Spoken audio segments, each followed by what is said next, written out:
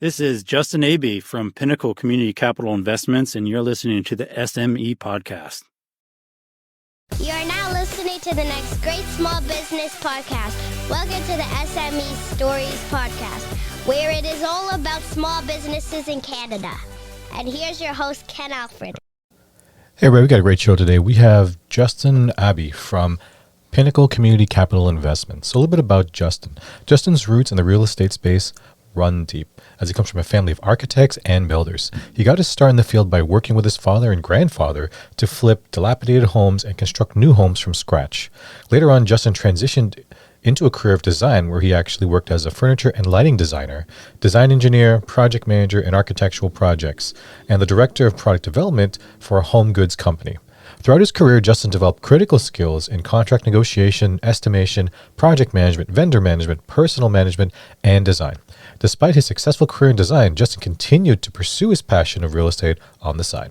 2 years ago, he took the lead into multifamily real estate, making it his full-time career. So guys, we're going to be talking about real estate investment on this episode, specifically talking about multifamilies. So I think that's going to be a great topic that we're going to talk about, and sit back and absorb.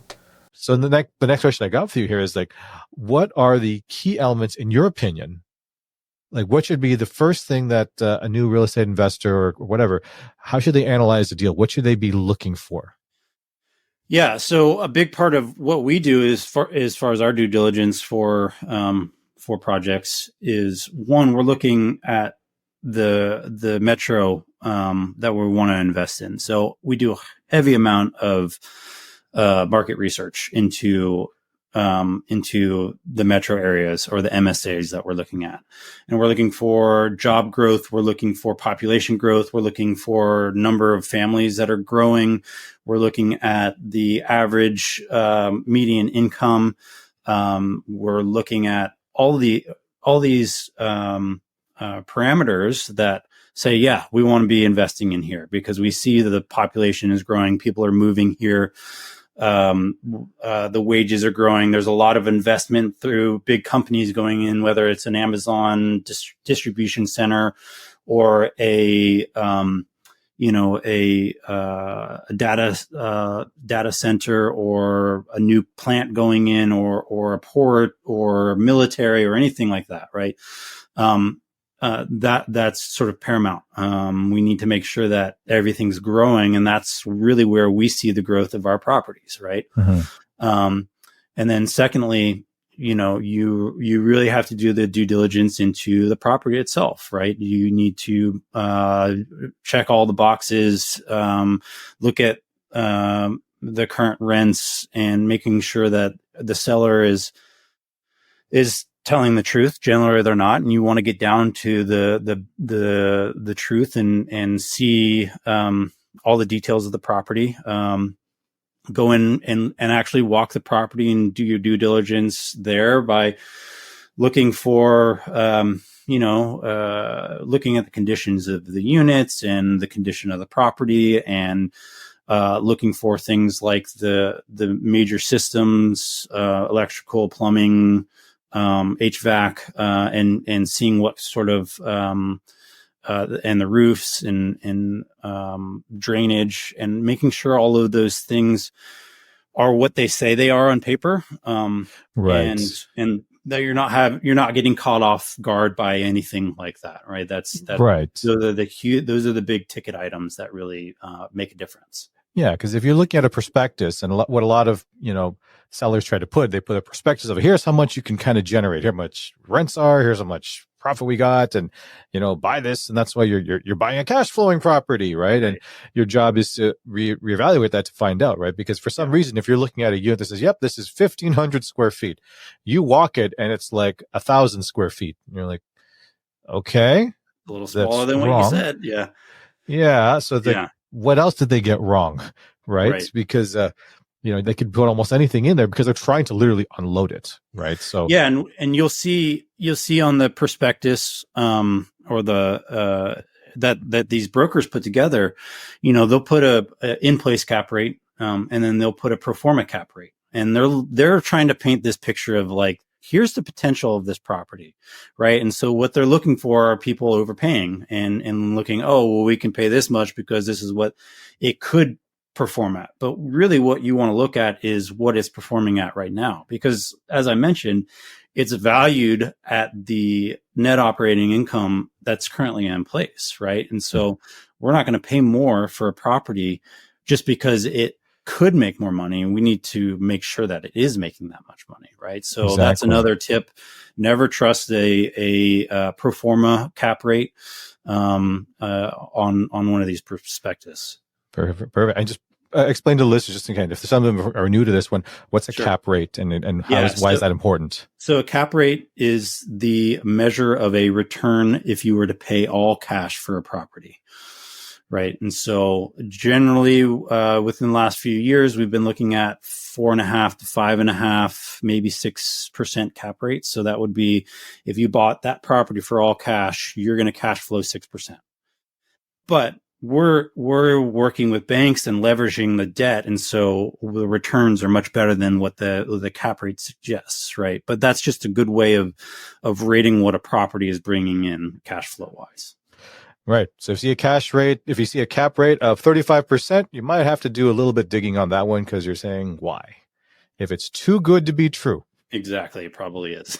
Probably is. Yeah. So another question one of my listeners had here is, okay, so I found a deal.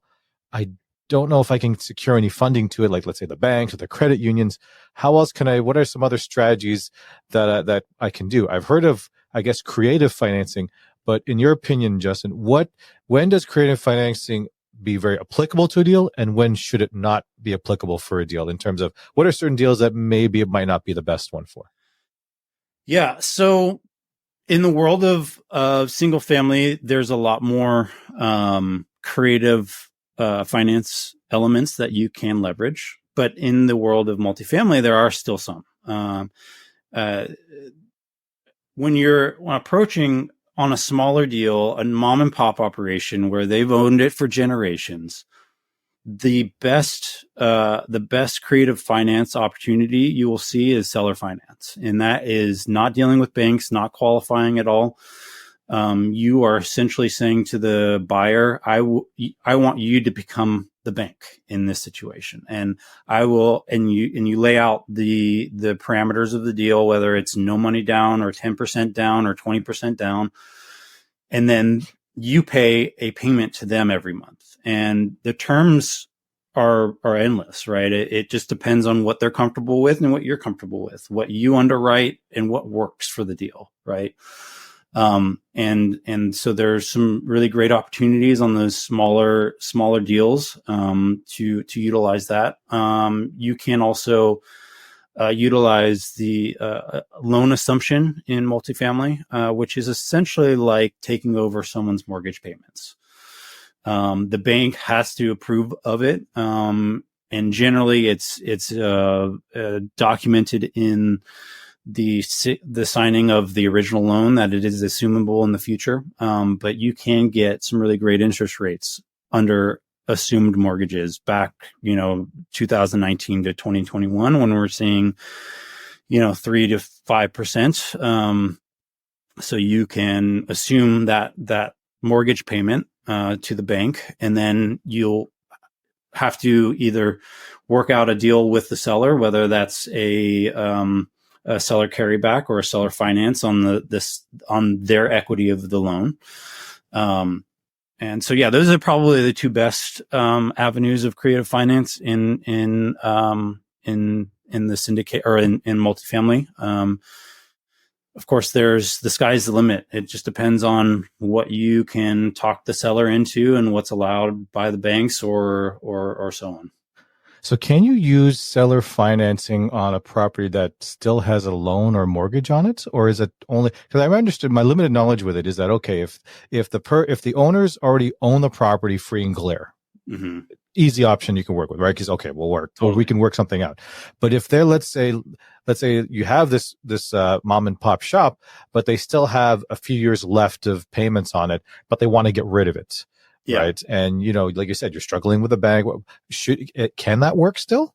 Yeah, Or it would it be can. very So that okay? was the Loan assumption, you the said? loan assumption, Ah, okay. or in the case of smaller assets, it might be a subject to, and then the seller would take a second position on the note, and they would have what's called a seller carryback, which means that you're making two separate payments. You're making a payment to the bank, and you're making a payment to the original seller. Hmm. Oh, okay. Yeah. Interesting. Okay. So, what should my next question for one of my listeners here? What should be my ideal occupancy rate when investing into a multifamily? And occupancy rate, and just for the listeners, if you can explain, it's kind of like the number of units that you have. What's the Correct. percentage of it? So if you have a 5-unit apartment, you have 4 units that are occupied. That's about 80% occupancy rate, right? Right. So if someone's looking into a multifamily, what should be something that they'd be looking at? Do they really want something with like 0 occupancy rate, or do they want something with like a little bit? What's your opinion on that? Well, it really depends on the investor. Some people love to have a apartment building that is free and clear, and they want to put their tenants in, or they want to go in and they want to remodel it from head to toe right away, right, and increase their rents and up to market rates. And they're a general contractor and they have a team and they can knock it out really fast, and they love to have 0 occupancy, and they have the cash to carry the property and know that it's going to pay off in 6 months to a year after this whole thing's been remodeled, right? There are people who look for low occupancy because they see it as an opportunity. But in the world of syndication, if you're going to get bank financing, especially from the big two, Fannie and Freddie, who offer some really great loans, because you're essentially incentivized to give people a place to live. They are contracted by the government to provide great loan terms, but they're looking for a stabilized asset, and they're looking for generally 90% occupancy or higher, 85 sometimes, right? And so it really depends on the size of the deal, the type of financing that you're looking for, the available cash on hand, and what you're expecting in the lift, right? So you might be okay with a heavy lift, or you might be wanting to have some cash flow right off the bat, and you're just going to improve units as people leave, and you turn over the units, or you you remodel it fully to get the highest market rents. Okay. All right. So we got another listener question here. So if this is, let's say, my first deal and I'm really new, but I can't afford a property management company to manage my units, and is there any tips that I should can do that can help save me some money if I'm going to be managing a unit myself? I would say get a property management company. The first thing that's my tip. I mean, you trade your time for money, right? And the management of a property, while you might save some money, your time is going to be tied up with late night calls of a toilet clogged up, or a heater not working, or visits to the property to sign leases or so on, where you could be working towards that next deal and not worrying about the day to day. We love to put property management in place.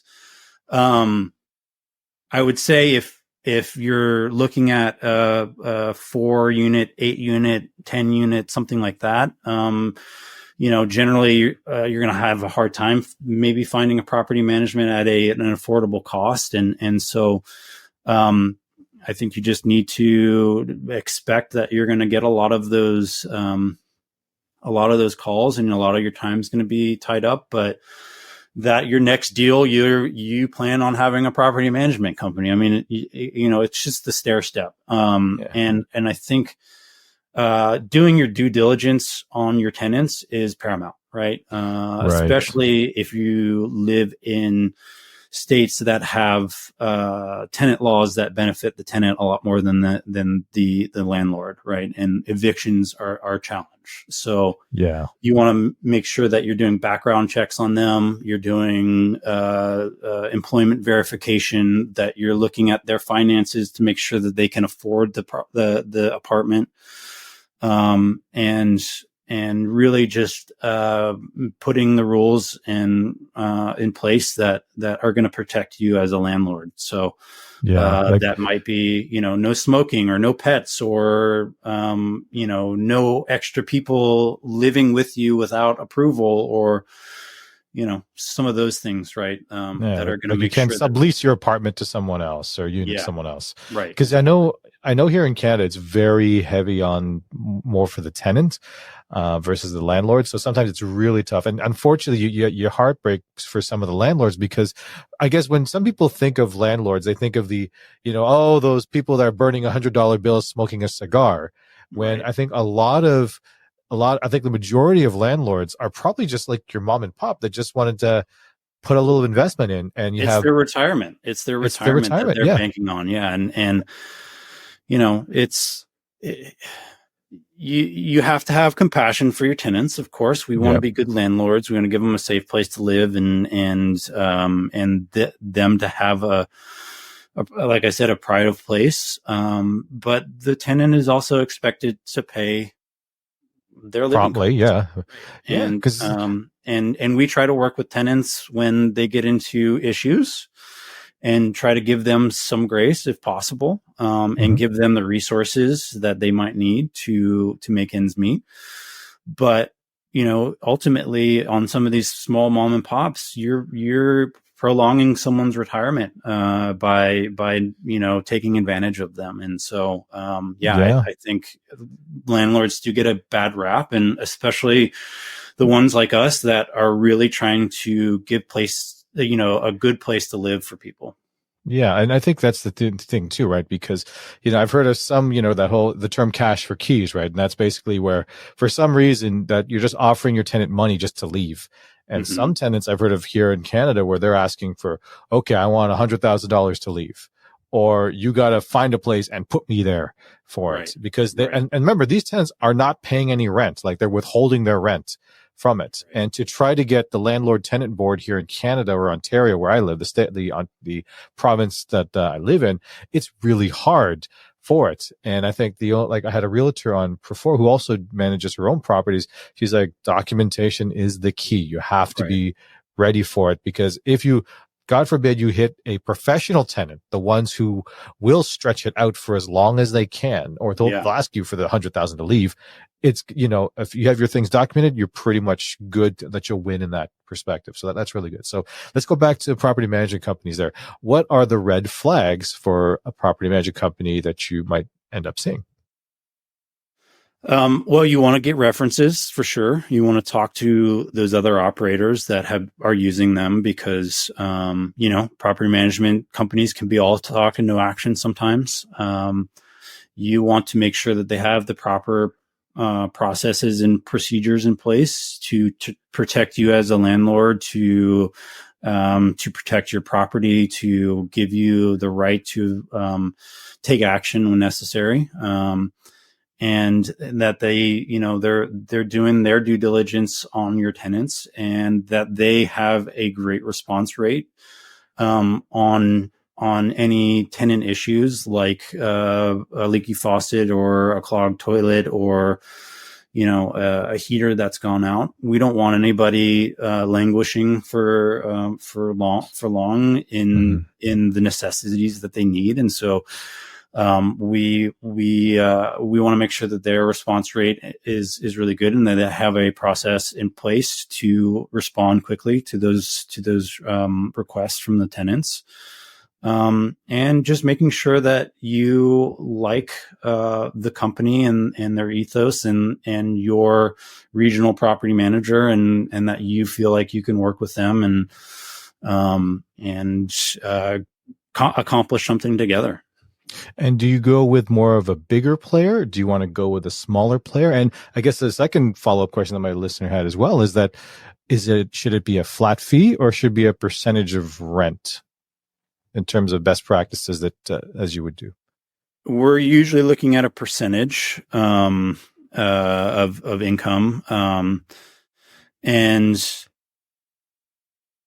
sorry, can you repeat the question one more time?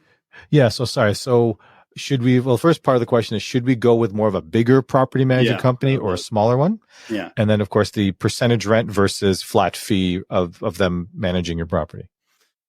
I think it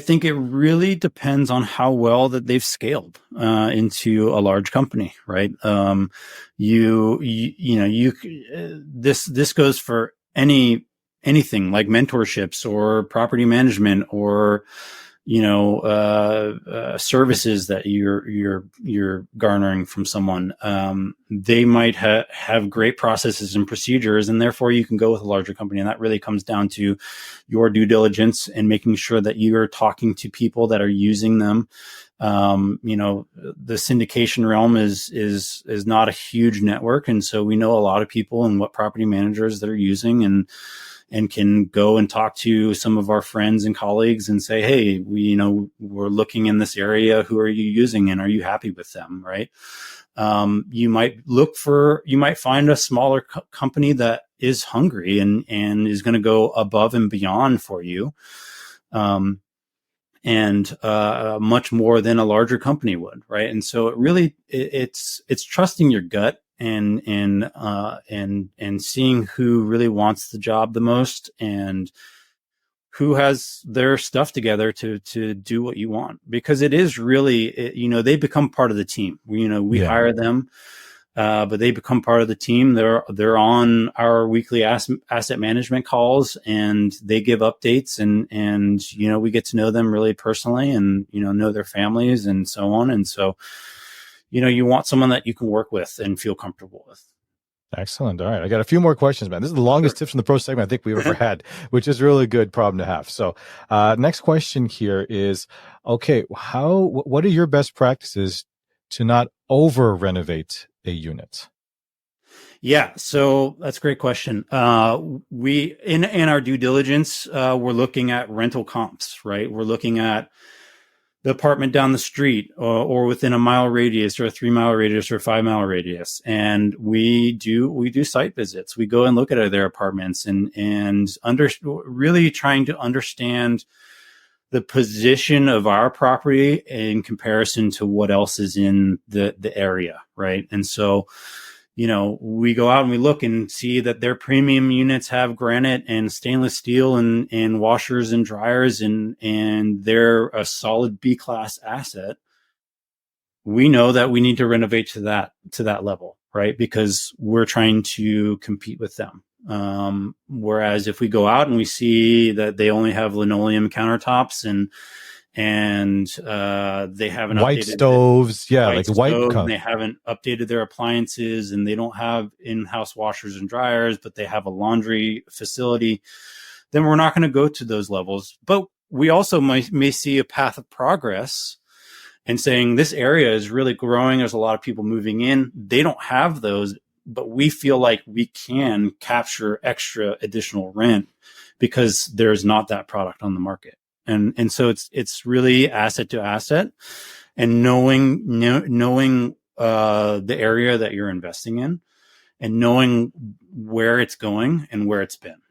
Yeah, no, I think that's a great point, because I think some people make the mistake, especially if they watch a lot of those fix and flip shows or those home reno shows. Yeah. They just like, oh, we got to. They want to make everything beautiful. Yeah. And we want to make things beautiful, but at an affordable price. Exactly. Unless there's a certain number of units you're going to designate as a premium unit. And that's the thing that most people don't know, is that they think, apartment units, they have to be all looking the same. Right. To an extent, right? But you might, like you just mentioned, that if you have a lot of units, you might designate, okay, we're going to have maybe 10 premium units on this particular location, or we might just have 5. So it's not like going to be, all right, good, better, best kind of thing that you're going to have. But at the end of the day, your properties are safe and they meet the demand of what's currently out there. So that's really good. And here's another tip, is that if you plan on selling that asset in 2, 3, 5, 10 years, you don't want to renovate the entire thing. You want to leave some of them unrenovated to leave some meat on the bone for the next investor, because that's how they grow the forced appreciation of the property, right? So Right. we have an asset right now that we have an office in one of the units, and we've been talking about whether we build a whole new office building or we leave that for the next investor, right? They can come in and renovate and get the new rents on that one unit that's now an office but could be an apartment building. Wow. That's a great tip, actually. Yeah. All right. So last two questions, I promise. Last two No questions worries. on the tips from the pro, and then we'll get to the fun stuff here.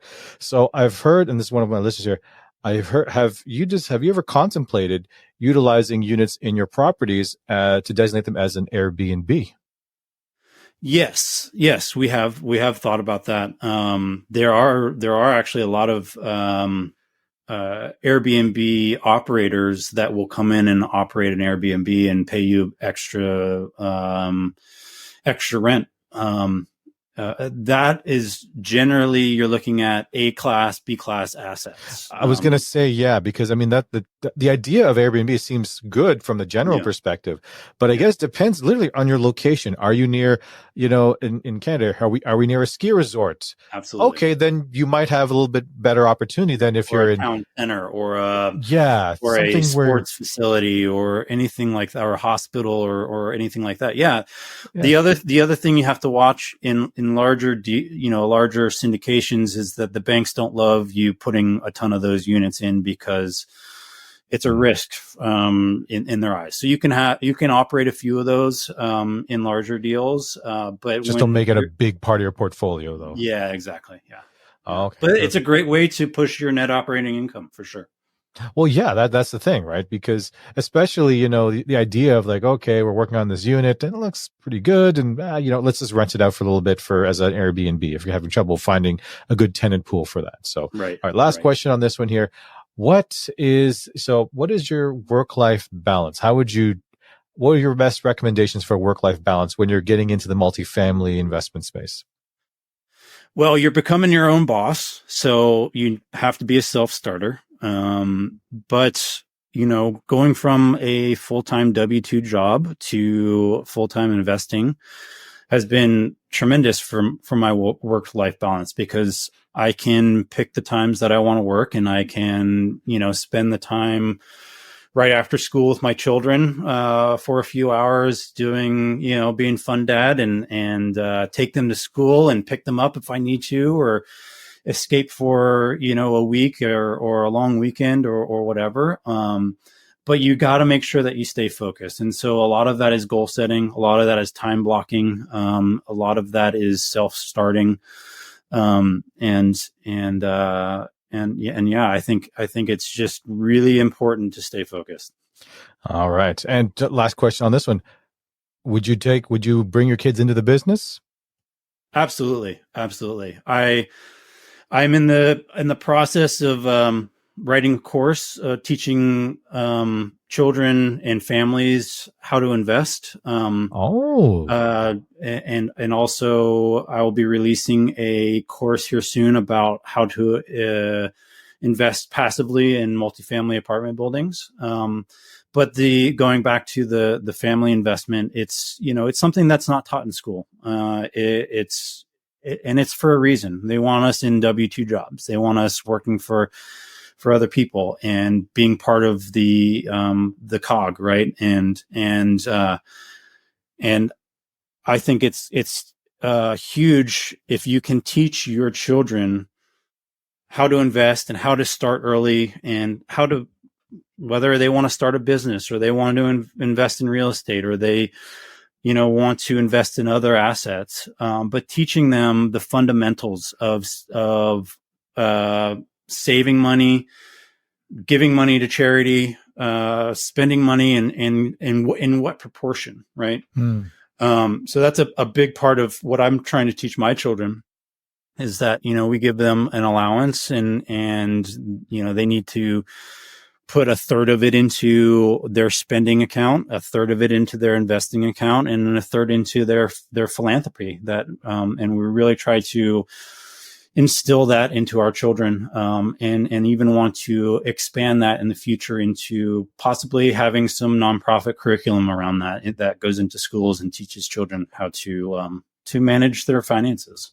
Wow, that's great. I mean, let me know when that book's come out, and we'll definitely put in the show notes. We'll have it, the listeners come look at that, because I think that's a really good thing to have. So awesome. Hey you, do you need a voiceover? Well, look no farther. Northway Capital Group has your answer. Commercials and explainer videos, AVR and voicemail, health and wellness, corporate training and e-learning, announcements, documentaries, and biography.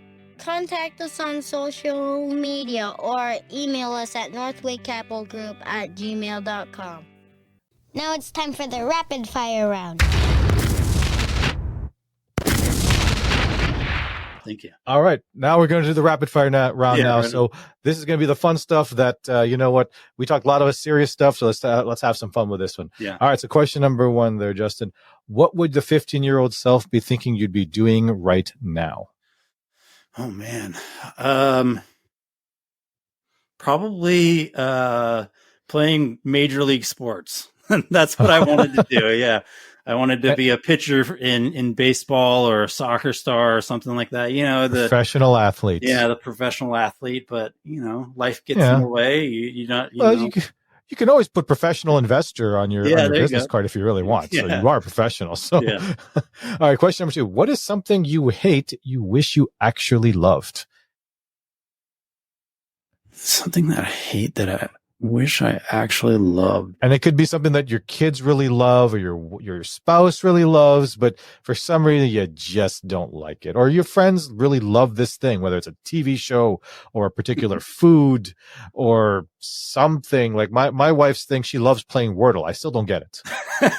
My kids love it. I don't get it. Yeah. My wife and kids, they love durian fruit. I don't know if you ever had durian before. I have, actually. I have had durian. I can't do it. I've tried it 2 or 3 times. I can't love it. But what about you? Gin cocktails. Gin cocktails. Yeah. Not a fan. I'm a bourbon man, and I have tried gin over the years.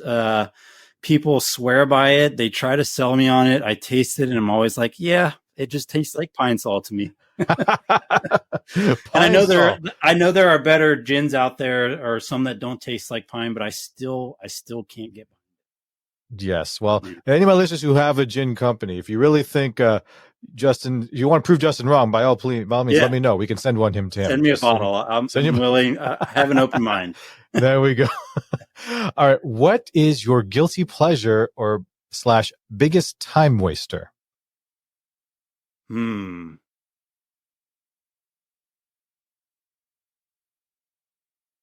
Yeah, I guess it would be. I love surfing. That's how I clear my head. I have to, it takes a lot of time to go out and sit in the water and wait for waves and all that. It's a guilty pleasure. It's probably, I could spend my time doing other things, but it really, it helps to center me and keep me focused. And I always feel like I come away feeling better. So yeah. You can't really say that's a time. That's not a time waster. I mean, like it's actually benefiting you. So I can't imagine that would be it. But I would think it's something as a time waster, I guess. Yeah. What did you say? Say that last one. I said some people see it as a time waster. My wife probably sees it as a time waster. I thought people would say like, oh, okay, something on Netflix or we to decompress at the end of the evening. We enjoy our Netflix for sure, or a good scroll through Instagram or something like that. Yeah, like mindless scrolling is something I'm trying to get away from because it never ends. So I find if I want to decompress and watch something that doesn't involve my brain, I'll just go on YouTube and watch really silly things that just so happens that you don't need to think too much about it. Like I saw this one video. It was literally a groundhog eating vegetables in front of a camera. All it is, different vegetables. Yeah. And the groundhog knows exactly where this camera is. Yeah. I think I've seen that one. Yeah, it's hilarious. Yeah. Or someone pressure washing something that's bunny really, or the cute bunny. Yeah. or maybe watching some pressure washing of something that's really dirty and now it's clean. You're just there. You're like, oh, okay. Yeah, Just yeah. makes me feel better. I'm not thinking of it. I'm not learning anything, but it's Visually like, stimulating and yeah, satisfying. just to ease your mind if you don't want to see something. All right. Like last two questions here. I always ask all my guests here. What, if you could create your own sandwich, what would be on it and what would you call it? I could create my own sandwich. Oh man. That's not in creation already. Let's freestyle it. Doesn't matter. Name whatever you want. And these are hard. These are the hard hitting questions that everyone wants to know. Wants to know. What's Justin's sandwich? Tell us, Justin. Yeah. I love Reuben sandwiches. So probably Reuben with Gouda cheese. Oh, Gouda's nice. And some spicy element. I love spice, so maybe it might be jalapenos or ghost peppers or some sort of spicy sauce or something like that. Nice. And sorry, what kind of bun would you use for that? I'd probably use a sourdough. Oh, sourdough is nice. Yeah. And what would you call it? I don't know. That's a good one. What do you think I should call it? I don't know. You can name it after your company, something Pinnacle. Yeah. Pinnacle Pickles Spicy Reuben. There you go. Put it on a shirt. Well, you know what? That's not a bad response there, Justin, because I've had other guests where it was really hard. And you know who struggled with that question the most? Chefs. Yeah, really? They just overthink it. Yeah. They cannot come up, because I even threw another monkey wrench at some chefs where I said, okay, cereal, is it soup? Why or why not? They would just, their minds would just explode because they're one. Well, no, it's not a soup. Soup can't be cold. Oh wait, no, soup can be cold. Yeah, gazpacho, like soup can be cold. No, I'm like, guys, it's called the rapid fire round. Now we're up to 20 minutes. You're talking about a sandwich, so don't need to worry about it. I love it. These are and great. The last question here is, what is your theme song and why? So you're walking down the street, that song hits. Everyone knows Justin's coming. I don't know. It'd probably be something funky or something like that. I don't know. The Bee Gees, Staying Alive. There you go. Love that song. Love the song. So, all right. So now we're wrapping up here, Justin. Look at this. It's been over an hour. This thing flew by really fast, like they always do. So what would be your last piece of advice for anyone, whether it's wanting to get in the real estate space or just really starting their own business? What's your best piece of advice you can give them? Start now. Don't wait. Get going. It's never too late. Everyone, we talk to people all the time. There's like, they're in their 50s or 60s and they're like, well, I've worked my whole life. I just have a little bit of retirement savings, 401ks, which we can invest into multifamily. But they get stuck. And then also just take action. I think everyone gets into this analysis paralysis, and the best way to learn is just to get in there and do it, and fail forward. Right. You're gonna hit those roadblocks, but it's the creative ways that you solve those. Being a this capability and it's how you solve those person, and on top is character. Exactly. And and for those who are getting into real estate, you don't have to put your entire life savings into one big deal. Yeah. There's nothing wrong with deals or anything like that. Or maybe just work. You can information for Pinnacle Community Corporation. You can maybe work with Justin, and maybe you can kind of show you the ropes of how.